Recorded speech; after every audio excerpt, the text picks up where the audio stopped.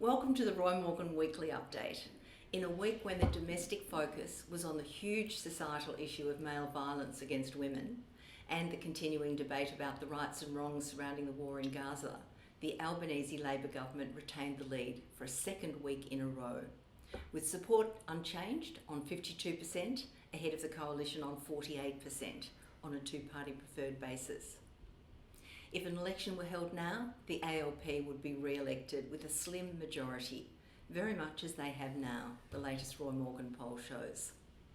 The primary voting intention for both major parties improved this week. The coalition was up 1% to 36.5%, and the ALP was up 1% to 31.5%.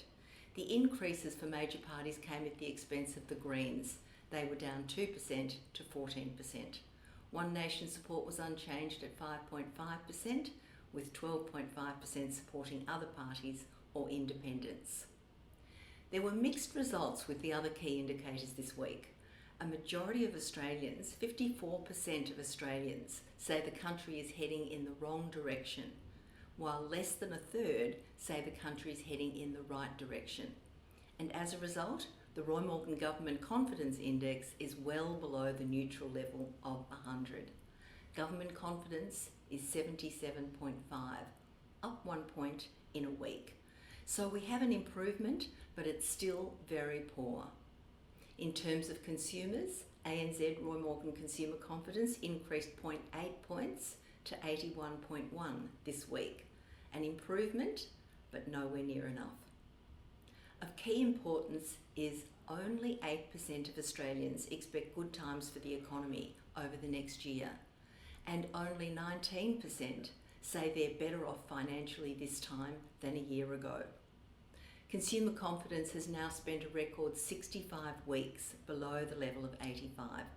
And looking back over the last few months, consumer confidence has now moved in a narrow band of 80 to 85 over the last 21 weeks. That's nearly 5 months since early December. The Reserve Bank meets next week and is widely expected to leave interest rates unchanged this time. Expectations that the Reserve Bank would start reducing interest rates later this year have lessened following last week's official ABS inflation numbers. In addition, as Roy Morgan reported last week, the momentum in mortgage stress and cost of living pressures is beginning to abate as household incomes increase and mortgage stress showed the first signs of easing. But at more than 30% of mortgage holders in stress, it's still painfully high. The federal budget to be delivered this week or the week after will have a big impact on what the Reserve Bank does for the rest of the year. Inflation expectations were up 0.3% to 5.3%. Australians now expect annual inflation to be 5.3% over the next 2 years. Like consumer confidence, inflation expectations have stayed within a narrow band of 4.8% to 5.3% since early December. It's easy to understand where these concerns about inflation are coming from. The ABS March quarter CPI reported at a higher than expected 1%, and the very visible high price of petrol.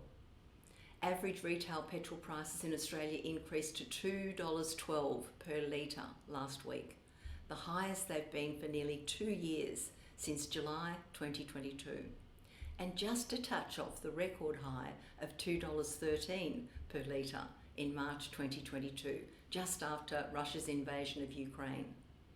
It's likely petrol prices could hit a new record high this week. Looking longer term, average retail petrol prices in Australia have now spent a record 42 weeks, more than 9 months, above $1.80 per litre.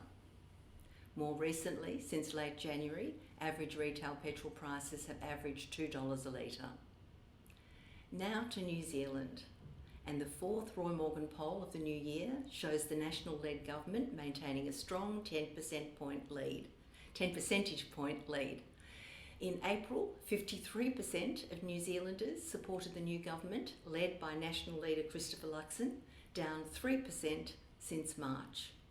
Within the government, support for National was 36.5%, ACT 11%, and New Zealand First at 5.5%, the lowest level of support for the New Zealand First since the party returned to government as part of the three-party coalition just late last year. In April, support for the parliamentary opposition was up 2.5% to 43%.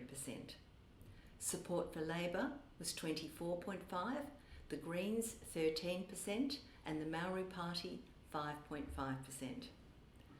Both key indicators in New Zealand, government confidence and consumer confidence, remain well below the neutral level of 100 in April. After a big plunge in March, Roy Morgan government confidence improved marginally in April, up 4.5 points to 85.5, but consumer confidence, the measure of consumers' economic sentiment, hit its lowest for a year, with ANZ Roy Morgan consumer confidence down 4.3 points to 82.1, the lowest level for the indicator since May last year. Clearly, part of the reason for the slump in consumer confidence was the announcement in mid-March by Statistics New Zealand that the country was in its second recession in 18 months, with an economic contraction confirmed for the December 23 quarter. The economy shrank by 0.1% in that quarter and 0.3% in the September quarter.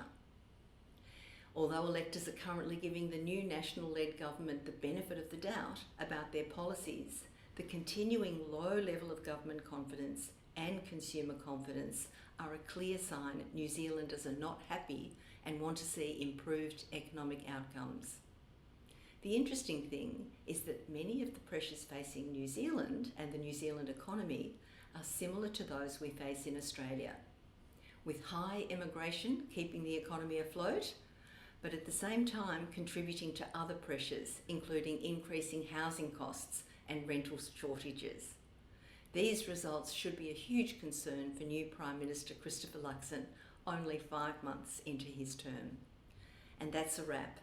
Thanks for your interest this week in Roy Morgan's latest results, and I'll be back next week to bring you more, to bring you the most up-to-date readings on consumer confidence, inflation expectation, unemployment, and voting intention.